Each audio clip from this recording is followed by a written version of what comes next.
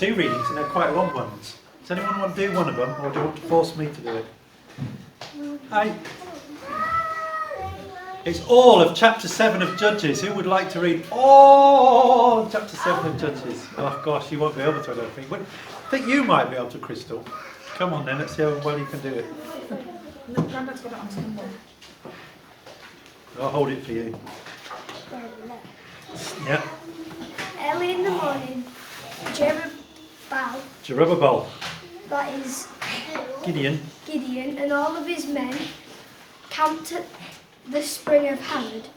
The camp of Midian was north of them in the valley near the hill of Morpheh. Alright, yeah, good. The Lord said to Gideon, "You have too many men.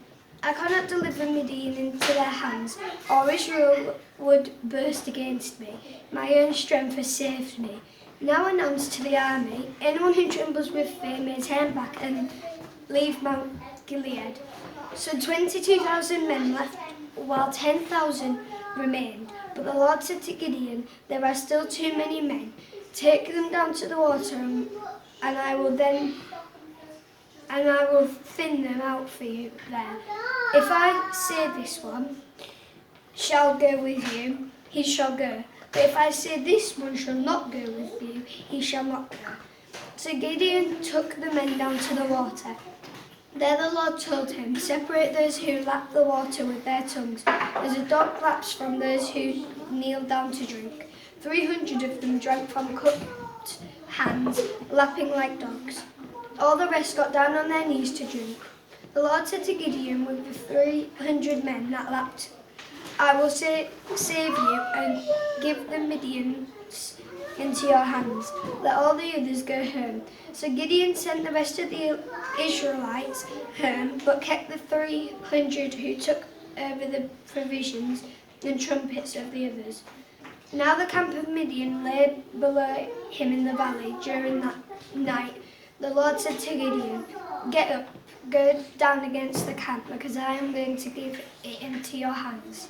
If you are afraid to attack, go down to the camp of your servant Peru and listen to what they are saying. Afterwards, you'll be encouraged to attack the camp." So he and Peru, his servant, went down to the outposts of the camp. The Midianites, the Amalekites, Midianites and Amalekites. and all the eastern people had settled in the valley, thick as locusts. Their camels could no more be counted than the sand on the seashore. Gideon arrived just as a man was telling a friend his dream. "I had a dream," he was saying. "A round loaf of barley bread came tumbling into the Midian camp. It struck the tent with such force that the tent overturned and collapsed." His friend responded, "This can be nothing other than the sword of Gideon, son of Joash, Good, well done. the Israelite. God has given the Midianites and the whole camp in his hands." When Gideon heard the dream and its interpretation, he bowed down and worshipped. He returned to the camp of Israel and called out, "Get up, the Lord has given the Midian camp into your hands." Dividing the 300 men into 3 companies, he placed trumpets and empty jars in the hands of them all with torches inside. "Watch me," he told them. "Follow my lead. When I get to the edge of the camp, do exactly as I do. When I and all who are with me blow our trumpets, then from all around the camp blow yours and shout, 'For the Lord and for Gideon.'" Gideon and the 100 men with him reached the edge of the camp at the beginning of the middle watch, just after they had changed the guard. They blew their trumpets and broke the jars that were in their hands. The 3 companies blew the trumpets and smashed the jars, grasping the torches in their left hands and holding in their right hands the trumpets they were to blow. They shouted, "A sword for the Lord and Gideon." While each man held his position on the camp, all the Midianites ran crying out as they fled. When the 300 trumpets sounded, the Lord caused the men throughout the camp to run on each other with their swords. Turn on each other. Turn. Where? Throughout the camp to turn on. Turn on each other with the swords. Yeah, good. The army fled to Beth Shittah towards Zeria, as far as the border of Abel Mahola near Tabah. Very good. Israelites from Naphtali, Asher and all Manasseh were called out, and they pursued the Midians. Gideon sent messengers throughout the hill country of Ephraim, saying, "Come down against the Midians and seize the waters of the Jordan ahead of them as far as Beth Barah." So all the men of Ephraim were called out as they seized the waters of the Jordan as far as Beth Barah. They also captured 2 of the Midian's leaders, Orb and Zeb. Yes. They killed Orb at the rock of Orb and Zeb at the wine press of Zeb. They pursued the Midians and brought the heads of Orb and Zeb to Gideon, who was by Jordan. Brilliant. Look at that clap. Fantastic. That's a lot. That is a long reading. Very good. For someone still at primary school. Well done, Crystal. Last year at primary school, isn't it, Crystal? Yes, she's starting Big school. High school. Wow. Really interesting story. How many are aware and know about this whole story of Gideon? No, bits of it. Oh, yeah, bits. Yeah. And he was the least of his tribe, wasn't he? What happened before this in chapter 6? And this is just to see how well you know your Bibles. What happened? I don't know if Anyone? even though Well, I like to. The angel of the Lord appeared to him. Yes. What was he doing? I'm going to say that. That's Threshing right. wheat. Threshing wheat. Yes. In where? In a place you're not supposed to thresh wheat. In a wine In a wine press. Yeah, I guess it's very good. That's a good It's all guess. coming out. Yeah, to keep it from the Midianites. And he was the guy who put a fleece out, didn't he? Don't remember that story? Have you ever heard someone say, "I've got to put a fleece out about that"? Anyone heard that as a saying? No. No, it's a saying that especially Christians tend to use. You know, if someone will bring what they think is the word of the Lord, or a prophetic word, and then someone else will say, "Well, I'll put a fleece out about that," meaning I'm not sure. Because Gideon tested the Lord. He said, "Well, if it's really you, Lord, who wants me, and you want me, the least of my tribe, the least person, to deliver all Israel from the hand of the Midianites, then I'll put this fleece out and let it be wet and the ground be dry." But that wasn't enough for him. So he then said, "Please don't be angry with me, but one more time. This time let the fleece be dry and the ground be wet." And both times the Lord answered. I already got a bit angry with him, but if I was God, but I'm not God, so. Actually, are you all glad I'm not God? I'm really glad I'm not God. So anyway, so in chapter 7 it tells us how he went about delivering Israel from the hand of Midian, because Midian were oppressing them really cruelly at that time. Let's go back to the beginning of it. So he went, he took an army with him, and that was an army just raised from his own tribe. So it wasn't all of Israel. We took an army with him, a small army, and God said to him, "It's too big. This army that you've got with you was about 320 men, which is not a big army, is it? 320. That's a pretty small army. And God says, that's too big. If you go into battle with an army of that size, Israel might say, we delivered ourselves from the Midianites, and it wasn't me, God, who did it." And so,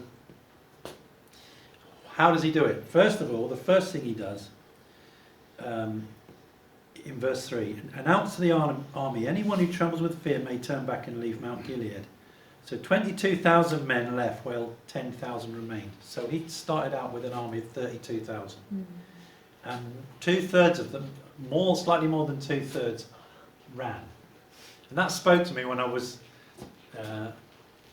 just looking at this. It spoke to me and it said, give people an opportunity to quit, and they quit. 2/3 of them will quit. And I think COVID has been an opportunity for people to quit. It has. And people who are Christians. And it's not just our church, because I've been speaking to a lot of people of other churches. We were speaking to friends who run the youth ministry at one of the big churches in Hull, which is Jubilee Church, and they said that they're having to do it themselves every week, and that's a big church, because all the helpers they had and all the volunteers they had to take a rota to do the children's ministry haven't come back to church from COVID. So he actually then went round several of them and said, well, why haven't you come back to church? What's the problem? Can we help in any way? And the answer came back, well, do you know what? Whilst we've not been going to church, we've been taking our kids to sports, and now we're really committed to the sports. And here's the problem. What God was trying to find was the people who were committed to him.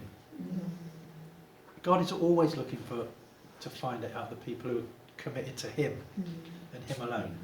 Because, I mean, if you think about it, you're God. Just say for 1 minute, think about yourself being God.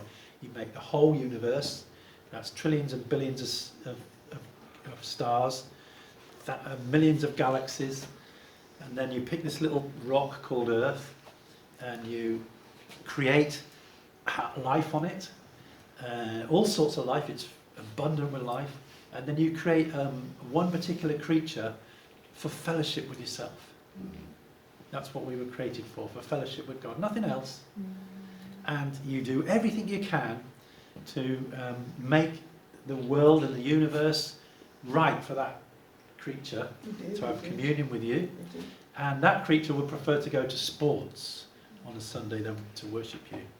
That, if I was God and you think about yourself being God, that would make me angry. I would not be happy about that. That shows a lack of commitment. And now you might say I'm going a bit too far with it, but I don't think so. I think, I wanted to play cricket. And that'll tell you how much I love cricket. I stay awake at night listening to the Ashes. Because it's the time difference to Australia. But it's been a particularly dismal Ashes series, I'm afraid to say. But cricket's on a Sunday. If you want to play cricket, you have to give up your Sunday. And so I decided years ago I wasn't going to be able to play cricket. And now I'm hoping and praying to the Lord that there's cricket in heaven. And then I'll be able to play it.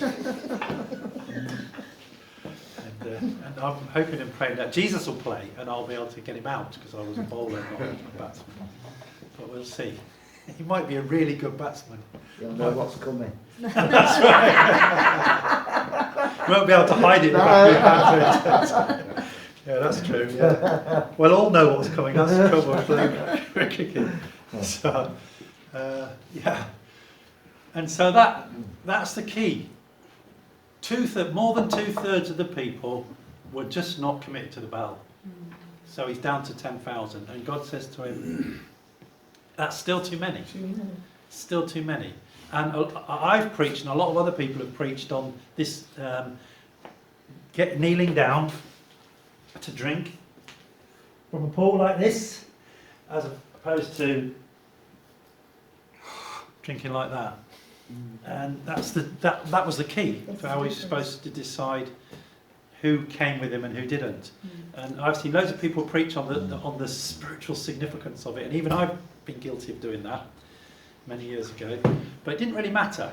The key thing that God was trying to say was, I'm fighting the battle, not you. And here's the really interesting bit in verse. Now I can imagine that Gideon's getting a little bit nervous at this point. He set out with the Midian army covered the whole valley. And it wasn't just all of Midian who'd come out to fight with their camels and their chariots. They had gone to the Amalekites and said, will you help us fight Israel? So there were two whole nations, and the Lord had whittled the Israel army down to 300 men, which is tiny. And so the chances are that you could never, it's curtains. And so Gideon, now if I was Gideon, I don't blame Gideon, if I was Gideon I'd be in the same boat. He is not at all comfortable with the situation. And the Lord, in his mercy, says this to him in verse, let's just find that one. Yeah, verse 10. If you are afraid, Gideon, to attack, go down to the camp with your servant Purah and listen to what they are saying. Afterwards you'll be encouraged to attack. So he and Purah and his servant went down to the outposts of the camp. And God is saying, I can see you're not very happy with this situation. I'm not very happy with the situation. You know, we used to fill this room. In fact, we overflowed this room and we had to go upstairs. I'm not happy with it. But I believe that God's about to do something amazing. Amen. Now the thing is, what is it he's going to do? And I think that was going through Gideon's mind. What is the Lord going to do? And so the Lord says to him, you're obviously upset, you're obviously a bit nervous, young Gideon. Why don't you go down to the camp secretly and listen to what they're saying? That will encourage you. You see, let's see what happened next and we'll get the point. Now, Gideon arrived just as a man was telling his friend a dream. I had a dream, he was saying. A round loaf of barley bread came tumbling into the Midian camp, and it struck the tent with such force that the tent overturned. Guys, I would not be slightly afraid of a barley loaf. But look what effect it had on his mate who heard the dream and interpreted it. His friend responded, "This can be nothing other than the sword of Gideon, the son of Joash the Israelite. God has given the whole Midianite and the whole camp into his hands." Would you have decided when you saw in your dream a barley loaf tumbling down and knocking a tent over that that's what the interpretation was? I wouldn't. No, I mean that just sounds, you know, I would say that tent has not been put up very well if you can knock it down with a barley loaf. That's what I would have said. But God was showing Gideon what was going to come next. He'd already sowed fear and doubt into the hearts of Midian and the Amalekites. He'd sown it into them. And as we'll find out later, he'd already sown distrust of those two nations amongst each other. Because as we read, what then happened was when they made a big noise and suddenly the light appeared on the hills because they had all their little lamps hidden under jars. Jesus said that, didn't he? He says, don't hide your lamp under a bushel, but let the light shine out for all to see. So what's what they did? They just, when they smashed these clay jars, the lights could suddenly be seen. So it's like, for us, we just use a flashlight and switch it. You'd say, when I switch my light on, you will switch your lights on. But to bear in mind that they didn't have flashlights in those days. So it's the next best thing. Smash the jar. Suddenly, the Midianites who were on guard would have seen a whole load of lights, string of lights coming, and they were shouting, "For the Lord and Gideon!" like this, as loud as they could, louder than that probably. And it just put panic into them. And the Lord had already sown panic into them. And so they started fighting each other. The Midianites started slaughtering the Amalekites and vice versa. And there was a rout. And as a result of that, Gideon calls out the whole of the rest of the army of Israel. And then he gets into trouble in the next chapter, which we're not reading, because he only called them out after the battle, not before. And they wanted to be there at the beginning. But you see, they missed the point. And the point was God was about to do something. Because God had already said, right back in chapter 6, which we didn't read, that he was going to deliver Israel from the hand of Midian. See, Israel was deservedly under the jackboot of the Midianites because they'd forgotten all about the Lord, turned away from God, and they turned to idols, Baal. That's why Gideon's other name is Jerubbaal. That's his pagan name. His Hebrew name was Gideon, and his pagan name was Jerubbaal. And Baal meant the master. So they worship Baal, the master this, and not God. Not God. So that somebody else was the master. God wasn't happy, so because he was unpleased with them, he put them under the domination of Midian. But once they cried out to the Lord saying, "Oh, help us," and isn't that like people? When things are going good, they forget about God.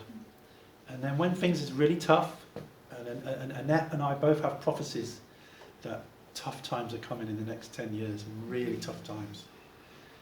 But when things are tough, then people will cry out.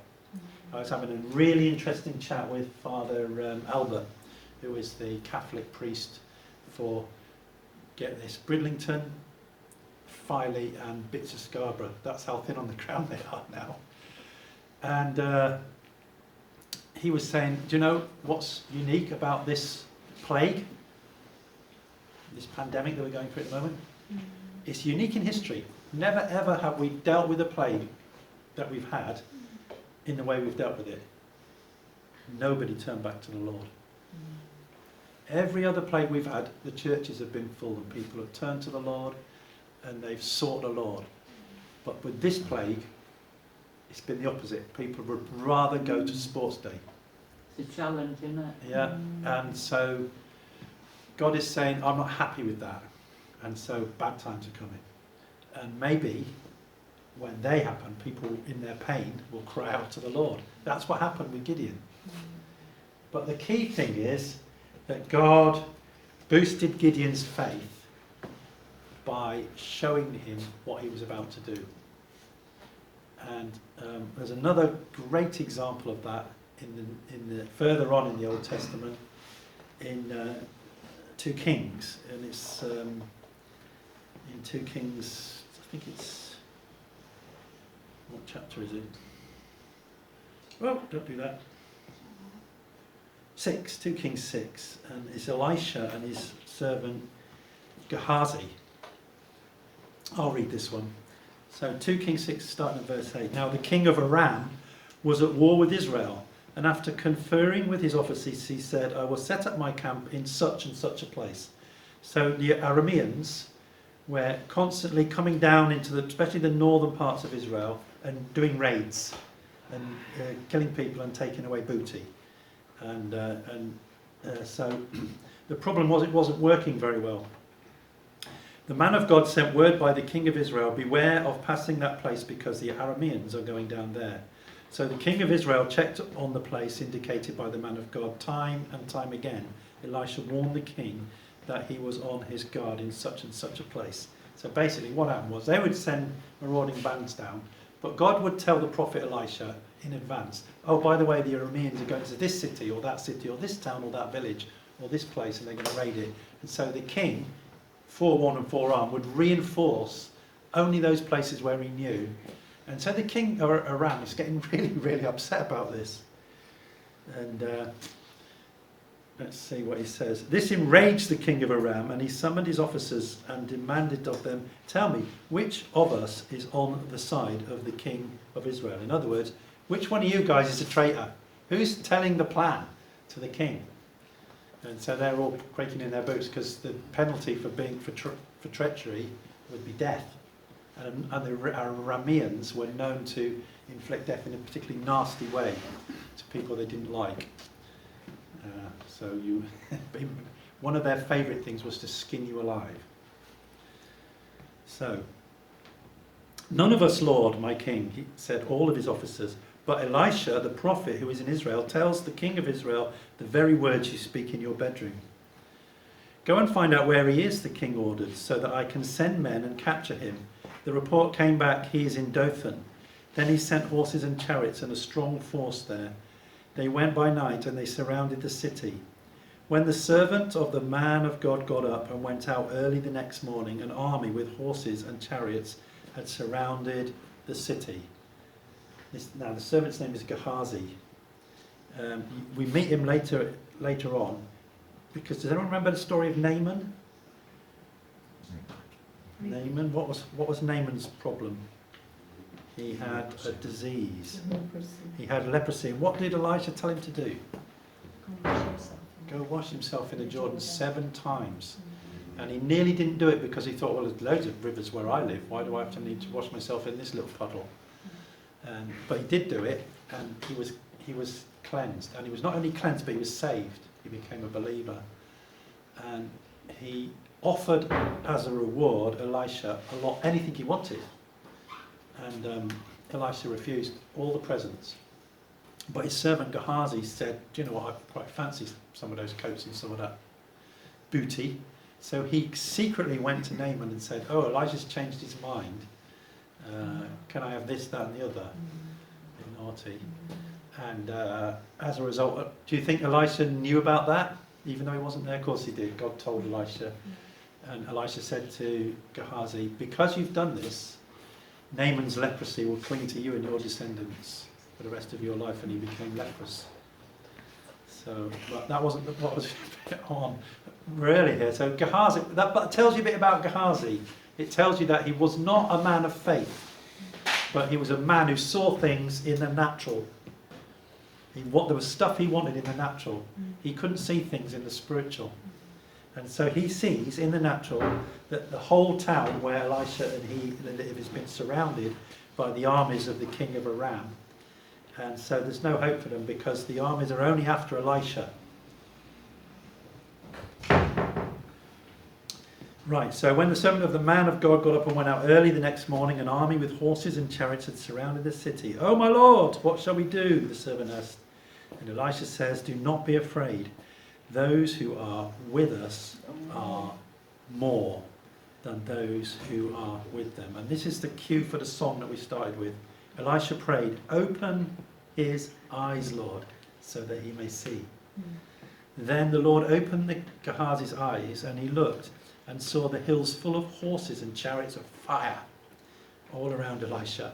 And as the enemy came down towards him, Elisha prayed to the Lord, "Strike the army with blindness." So the Lord struck them with blindness, as Elisha had asked.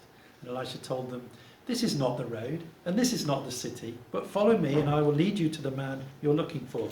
So that's the irony of it. They'd gone to capture Elisha, but it was Elisha who led them to another city, actually led them right into the heart of Israel, and presented them to the king of Israel. And the king of Israel then says, "Oh, this is a bonus day. Shall I slaughter them all, Elisha?" And he says, "Oh, that wouldn't be very friendly. Why don't you feed them and then send them back to their king?" And the reason that Elisha wanted to do it that way was he wanted to send the king of Aram a message saying, "Doesn't matter what you do, God knows exactly what you're going to do next." And so that's what happened. They have a big banquet and then they go back. And as a result, the king of Aram stops sending any more troops to northern Israel. And that's the end of the story. But what I wanted to show you was, you see things in the natural, just like Gideon did, just like Gehazi did. You see a big army against you. Everything's against you. We all do, don't we? See things as being against us. But God, if God just will open your eyes, and you can see what's happening in the heavenlies, in the spiritual realms, and He is for us and not against us, and He has an answer. And even though difficult times are coming, we can focus on that with our eyes, or we can just see that God is about doing something in our midst, and He's about bringing a people back to Himself and growing a people. That's really the whole story. So that's the thing to take away. If you are concerned about what's happening in the natural, things aren't going well, you're out of money, got nowhere to live, or this, that, and the other, whatever the problem is, remember the Lord. Even if you're down and depressed, like I often get down and depressed, remember the Lord has a plan. And ask Him to show it to you. Open our eyes, Lord, that we want to see Jesus. Open our eyes. Let's sing that again. And then we'll go into a time of worship. And I'm standing on a rock, oh, the rock of ages, standing on a rock, oh, the rock of ages, standing on a rock that'll never change. No, He'll never change. Never change.